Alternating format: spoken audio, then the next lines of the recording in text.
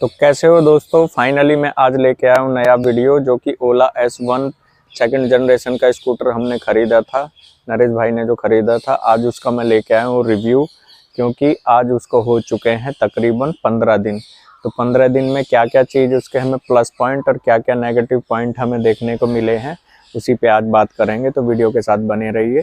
तो चलिए वीडियो को करते हैं स्टार्ट। ये खड़ा हुआ है हमारे सामने ओला S1 pro second generation scooter. देखने में ये ऐसा लगेगा और ये इसका वॉक अराउंड है। पुराने वाले स्कूटर में जो फर्स्ट जनरेशन का स्कूटर है उसमें जो है बेल्ट को जो इन्होंने कवर्ड में दे रखा था, इसमें ओपन में दे रखा था, तो उसमें थोड़ा सा नॉइस रहता है।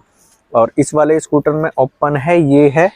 इसमें बेस्ट पार्ट क्या है कि ये इसमें जो है दोनों साइड में झूला दे रखा है। आने वाले में राइट साइड की लेफ्ट साइड की तरफ शॉकर था, इसमें राइट साइड की तरफ दे रखा है। यहाँ ये मोटर है, ये इसमें डिस्क ब्रेक लगाई हुई है, जो कि ब्रेकिंग इनकी जो है बहुत ज़बरदस्त है स्कूटर की। और ये जो आप क्रश गार्ड वगैरह देख रहे हो, ये बाहर से लगवाया हुआ है। इसमें दोनों साइड में फुटरेस्ट है, ये कंपनी के साथ नहीं आता है। और ये जो बार है इस बार दे रखा है, इसकी ग्रिप पकड़ने में बहुत अच्छी रहती है। ये एक्सटर्नल पत्ती जो हमने बाहर से करोल बाग मार्केट से लगवाई थी। और इसमें इस साइड भी फुटरेस्ट है, और ये फुटरेस्ट जो है कंपनी फिटेड इसमें आते हैं। ये इसका झूला है। बेल्ट जो है ओपन है, इसको टाइमिंग बेल्ट बोलते हैं। इसकी ग्रिप बहुत ज़्यादा सॉलिड और मजबूत रहती है। ये इसकी बेल्ट पुल्ली है। पुल्ली यहाँ पे थोड़ा कम दिखाई देती है। और ये इस बार कवर इन्होंने लगाया, तो ये कवर थोड़ा सा हल्का क्वालिटी इसमें कह सकते हैं। पुल्ली बहुत सॉलिड, कवर थोड़ा हल्का क्वालिटी का है। और यहाँ से अगर इसका ग्राउंड क्लियरेंस देखें तो 4, 2, 8, तकरीबन 8 भी नहीं है, 6 उंगल के आसपास है। अगर आप कहीं ब्रेकर के बीच में से कुदार रहे हैं और स्पेस बिल्कुल कम है, दूसरी साइड में ऊंचा है, तो ये डैमेज हो जाता है बहुत ही जल्दी। स्टैंड में भी कोई परिवर्तन किया नहीं है, पुराना जैसा आता था वैसा का वैसा ही, क्योंकि यहाँ पे इसमें लगे हुए हैं सेंसर, इसी वजह से इनको नहीं चेंज किया गया है। ये जो है क्रश गार्ड जो है, ये यहाँ से ऐसे बहुत ही प्रीमियम और बहुत अच्छी क्वालिटी का है। और ये यहाँ पे हमने क्रश गार्ड लगवा रखे हैं, रबड़ के ये गुटके, जो कि अगर हमारी ये स्कूटी गिर जाती है तो स्कूटी पे कोई भी स्क्रैचेस नहीं आएगा। यहाँ पे ये नेम प्लेट है, नंबर प्लेट, इसमें इन्होंने डायरेक्ट लगा के दी थी शोरूम वालों ने। हमने इस पे एक प्लेट एक्सटर्नल लगवा ली है आगे और पीछे, ताकि ये प्लेट टूटे ना, क्योंकि एल्युमिनियम की होती है जो बहुत ही आसानी से टूट जाती है। मरगार्ड सॉलिड प्लास्टिक का ही है। और ये डिस्क ब्रेक यामा के ये क्रश गार्ड हैं, जो कि एक्सल में लग जाते हैं। इससे आपकी स्कूटी गिरेगी तो आपकी डिस्क जो है सेफ रहेगी। ये इनका डिस्क ब्रेक, इसका डिस्क ब्रेक जो है 2 पिस्टन कैलिपर, बहुत ही अच्छी। और ये जो क्रश गार्ड बहुत ही ज़बरदस्त, यहाँ पे ओला की एक ब्रांडिंग। और ये लाइट जो है पहले की ही तरह बहुत सॉलिड। और इसमें ये साइड मिरर आ जाते हैं।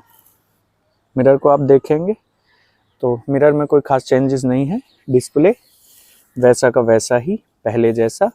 कुछ अपडेट इसमें आए हैं। एक खास अपडेट, कोई पानी की बोतल या सिलेंडर ले जाता था तो उसको पुराने वाले स्कूटर में यहाँ पे रखने में दिक्कत आती थी, तो उसको इस बार इन्होंने कर दिया है ख़त्म। ये पीछे से देखेंगे स्कूटर की प्रोफाइल, यहाँ पे बस एक मेरे को वीक पॉइंट ये लगा, इसको ऐसा ऑप्शन होना चाहिए कि अगर आपकी गाड़ी जो है वो बंद है तो वो ये खुले ना, लेकिन ये कभी भी खुल जाता है। और इसकी चार्जिंग कैप जो है ये इस बार इन्होंने गाड़ी के साथ नहीं दी है, ये हमने एक्सटर्नल बाहर से लगवाई है। इसको ऐसे रिमूव कर सकते हैं और बारिश का पानी में जाने से बच जाता है। तो ये कुछ इन्होंने कटौती कर ली है प्राइस के अकॉर्डिंग। प्राइस तो स्कूटर की बहुत ज़्यादा है, इसमें यहाँ पे थोड़ा सा दिक्कत है, ये हटाना चाहिए था इनको, लेकिन कोई नहीं। पीछे ये क्रश गार्ड लगाने के बाद में स्कूटर बहुत ही अच्छा, ये डिस्प्ले है इसका, और यहाँ पे हम सीट को ऐसे प्रेस करेंगे तो ये स्कूटर की यहाँ पे डिक्की खुल जाती है। ये जैकेट रखा हुआ है क्योंकि सर्दी है, ये टोपा है, और ये है चार्जर।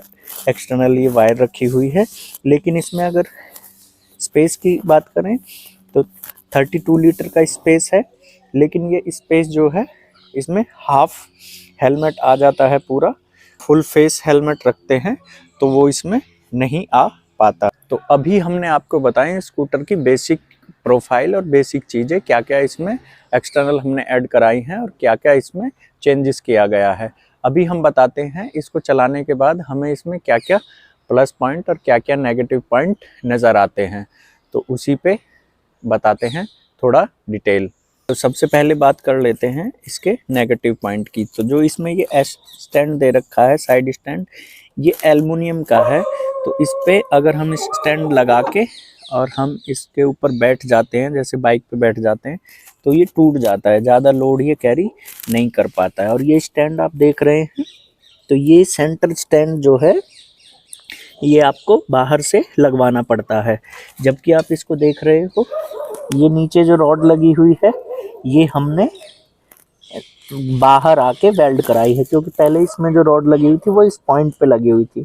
तो ये सीधा यहाँ जो ये मोटर है, इस मोटर में अड़ती है, और 6 इंच का भी मान लो ब्रेकर है तो स्टैंड जो है ज़मीन में अड़ जाता है। हालांकि ये अभी भी अड़ता है, लेकिन पहले से कम अड़ता है। यहाँ पे ये देख रहे हो, इस पत्ती को भी यहाँ से कटवाया है ताकि ये यहाँ पे ना अड़े। ये कटवाने के बाद में पत्ती ये थोड़ा ऊपर चला जाता है। ऊपर जाने के बाद ये थोड़ा सा ब्रेकर्स पे कम अड़ता, लेकिन ये अभी भी है। दूसरी बात, ये जो बेल्ट है पहले इन्होंने जनरेशन 1 में इसको जो है कवर कर रखा था तो ये साउंड नहीं करता था। अभी जो है ये साउंड करता है, और इसमें अगर कुछ फंस जाए तो ये डैमेज होने के चांसेस इसमें ज़्यादा हैं। जबकि पीछे की तरफ देखेंगे तो आप ये देखोगे तो यहाँ ये नंबर प्लेट की लाइट है, ब्रेक लाइट इसको बोल सकते, ब्रेक लाइट ऊपर है, ये है नंबर प्लेट को दिखाने के लिए ये लाइट है। तो इसमें जो वीक पॉइंट है इन्होंने इस चीज़ को अभी भी ख़त्म नहीं किया है, क्योंकि आप ये देखो कि ये सेंटर में नहीं है, आउट है। यहाँ से इसको देखो तो इधर ये बहुत ज़्यादा हिस्सा है और इधर बहुत कम है। तो इस चीज़ को भी इन्हें सुधार करना चाहिए था, थोड़ा हाइट पे चेंज करके ये कर सकते थे, लेकिन इन्होंने नहीं किया।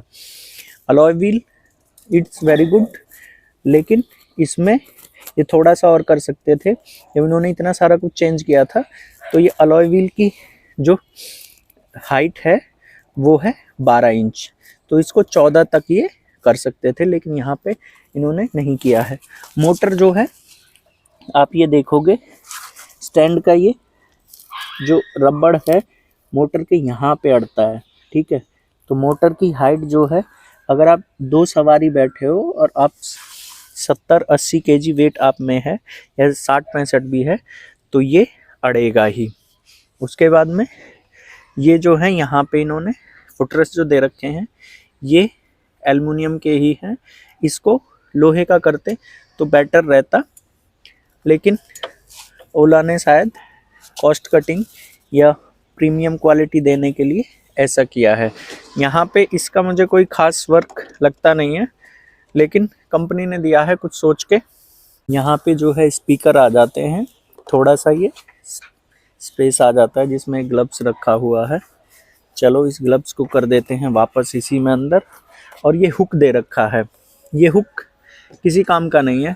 अब देखो, इसको अगर मेरा बैग है ये यहाँ है, यहाँ देते तो ये टंग भी जाता, लेकिन यहाँ ये किसी काम का नहीं है। इसको चेंजेस नहीं किया गया है या इसको देना ही नहीं था। इसमें बस क्या कर सकते हैं, आप एक दूध की थैली लेके आ रहे हो तो वो बस यहाँ टांग सकते हो। ये दोनों साइड में ये स्पीकर, इनका क्या रोल है ये भी नहीं अभी तक पता चला है इसमें क्यों है ये, देखते हैं कि इसको फर्स्ट सर्विस के बाद पता चले। ये यहाँ पे कुछ फीचर्स हैं, ये लाइट का है अप एंड डाउन, और ये रिवर्स का है। रिवर्स आप बटन दबाएंगे, बैक लेना है आपको तो 5 की स्पीड से रिवर्स जा सकते। अब इसके साथ स्कूटर के साथ थोड़ी सी दिक्कत क्या है कि मैं अगर ये देखो यहाँ, तो मुझे अगर इधर वाला इंडिकेटर दबाना है तो इसको थोड़ा मुझे हाथ को छोड़ना पड़ेगा, तभी मैं इसको दबा सकता हूँ, क्योंकि ऐसे करता हूँ तो ये दोनों पे उंगली आ जाती है। इधर साइड का ठीक है, हॉर्न का भी ठीक है, लेकिन इसमें थोड़ा सा दिक्कत है। इनको थोड़ा ये अपग्रेड करना चाहिए था, एक ही लाइन में ये रखना चाहिए था। इस साइड में जो है ये 4 ऑप्शन है। ये यहाँ पे अगर ब्लूटूथ से कनेक्ट कर देंगे तो म्यूजिक बजा सकते हैं। यहाँ पे इन दोनों का मतलब अभी मुझे नहीं पता चला है। यहाँ पे चार्जिंग जो है डिस्प्ले क्लोज कर सकते हैं, और ये जो है ऑन ऑफ का है। और एक्सीलेटर जो है, थ्रॉटल आप इधर खींचेंगे तो जाहिर सी बात है सबको पता है, और अगर आप रिवर्स करेंगे तो ये आपको ऐसे घुमाना पड़ेगा और 5 की स्पीड से ये चलेगा। ये है यहाँ पे डिस्प्ले, इसमें आप पासवर्ड डाल सकते हैं अपनी मर्जी के मुताबिक। अभी ये पार्किंग मोड में आ चुकी है। अभी इसको हमें रनिंग मोड में करने के लिए पहले ये ब्रेक को दबाना है और फिर उसके बाद इस रेड बटन को प्रेस करना है। तो अब आप इसको देखेंगे तो ये जो है रनिंग मोड में आ चुकी है। ब्रेक पकड़ के इस वाले बटन को जब हम रनिंग में रहेंगे 3 सेकंड तक प्रेस करेंगे तो इसका इको मोड लगेगा, फिर नॉर्मल, फिर स्पोर्ट्स, और फिर उसके बाद हाइपर मोड में इसकी परफॉर्मेंस बहुत अच्छी है। ये इसकी लाइट है जो हमेशा रनिंग टाइम पे जलती रहती है। ये दोनों लाइट हैं, इसको बंद कर सकते हैं। ये लाइटिंग जो है बहुत ही अच्छी लगती है देखने में, चलती है तो लोगों को ये अपनी तरफ आकर्षित करती है। अब बात करते हैं इस स्कूटर की। इस स्कूटर को लेना फ़ायदेमंद है या नहीं है। तो अगर आप सिटी में, सेम सिटी में ही आप रहते हो, एक सिटी से दूसरी सिटी आप ट्रैवल नहीं करते हो, तो ये आपके लिए बहुत ज़्यादा बेनिफिशियल है, क्योंकि इसमें 4 अलग अलग मोड मिल जाते हैं। इसमें पहले मिल जाता है इको मोड, फिर उसके बाद नॉर्मल मोड, उसके बाद स्पोर्ट्स मोड, उसके बाद हाइपर मोड। इको मोड में ये चलता है 42 की स्पीड से ज़्यादा नहीं जाता है। नॉर्मल मोड में ये 55-60 तक चला जाता है इजीली। स्पोर्ट्स मोड में ये 80-90 तक जाता है, और हाइपर मोड में ये जाता है 110 से 120 तक चला जाता है। रोड की कंडीशन अलग अलग और सवारी के वेट के अकॉर्डिंग।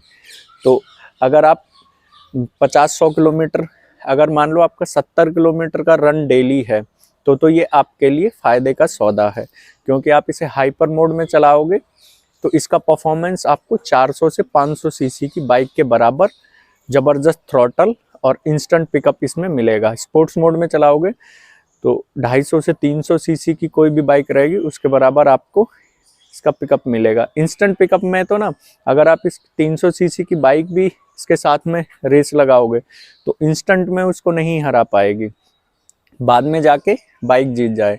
नॉर्मल मोड इसका सिटी के लिए बहुत बेस्ट है, और घर में कोई बीवी या लेडीज़ें हैं वो चलाती हैं तो इसको इको मोड में आसानी से चला सकती हैं। तो 4 इसमें अलग अलग मोड हैं, तो चारों मोड आपको हमेशा खुश रखेंगे और आपको संतुष्टि रहेगी उन मोड्स में इस बाइक स्कूटर को चलाने के बाद। ऐसा नहीं है कि आपको कोई भी परेशानी आएगी। तो अब बात करते हैं इस स्कूटर की, कि इस स्कूटर को चार्जिंग में आपको कितना टाइम लगता है। तो इस स्कूटर को, जो स्कूटर के साथ में चार्जर आता है उससे आप चार्ज करते हो तो आपको 5 से 6 घंटे का टाइम फुल चार्ज होने में लग जाता है। अगर आप सिंगल चलाते हो तो कंपनी जैसा कि कहती है कि इसको आप नॉर्मल चलाते हो, नॉर्मल स्पीड में चलाओगे तो ये चल जाएगा 192 किलोमीटर सिंगल चार्ज में, लेकिन 192 किलोमीटर ये नहीं चलता है। आप नॉर्मल में भी इसे चलाओगे तो ये 140-145 तक चलेगा। इको में भी है थोड़ा ज़्यादा ये चल जाए, और हाइपर मोड में ये जो चलेगा, हाइपर मोड में चलेगा तकरीबन ये मान लो 90 किलोमीटर के आसपास। स्पोर्ट्स मोड में ये 100 के आसपास रहेगा। अगर आप चाहते हो एक ऐसा स्कूटर लेना जिसकी रेंज जो है 100 किलोमीटर के आसपास हो, इंस्टेंट में भी आपको जल्दी से कहीं जाना है, तो आप इस स्कूटर को ले सकते हो, कोई घाटे का सौदा नहीं है। अगर आप स्लो चलाते हो तो फिर कोई दिक्कत परेशानी है ही नहीं। लेकिन इस स्कूटर का जो प्राइस है उसके अकॉर्डिंग ये फुल ऑन पैसा वसूल स्कूटर है। अगर इसमें छोटी छोटी कुछ कमियां हैं उनको कंपनी सुधार ले तो अगर आप भी ये वीडियो देख के आपको भी लगा हो कि ये परेशानी आपको ना आए तो आप इनको सुधार सकते हो। तो इन्हीं परेशानियों को सुधारने के लिए कंपनी थोड़ा सा ध्यान दे, क्योंकि ब्रेकर्स जो है वो इंडिया में बहुत ज़्यादा मिल जाते हैं। और अगर ऐसा तो पॉसिबल नहीं है कि कोई भी गाड़ी या स्कूटर कोई ले तो वो सिंगल ही चलाए। तो इसका एक तो सेंटर स्टैंड पे थोड़ा सा काम करे कंपनी, और इसमें साइड स्टैंड की प्रॉब्लम्स को थोड़ा सॉर्ट आउट कर ले। और सेंटर स्टैंड अगर कंपनी की तरफ से दे तो ज़्यादा बेटर है। इंजीनियर्स अच्छे से R&D करके प्रोडक्ट लगाते हैं, तो उससे क्या है कि चीज़ जो है अच्छी क्वालिटी और अच्छे से सेट हो जाती है। बाहर की चीज़ें तो बाहर जैसी ही हो जाती हैं। तो दोस्तों ये है इस स्कूटर का रिव्यू 15 दिन का। तो वैसे तो इस स्कूटर में कोई परेशानी नहीं है, अगर छोटी छोटी परेशानियों को आप इग्नोर कर देते हैं या उनको थोड़ा सा अपनी ज़रूरत के हिसाब से सुधार लेते हैं। तो वीडियो लगा हो अच्छा, वीडियो कर दे लाइक, दोस्तों कर दे शेयर, चैनल पे आए हो नए चैनल कर ले सब्सक्राइब। तो मिलते हैं नेक्स्ट वीडियो में, तब तक के लिए बाय बाय।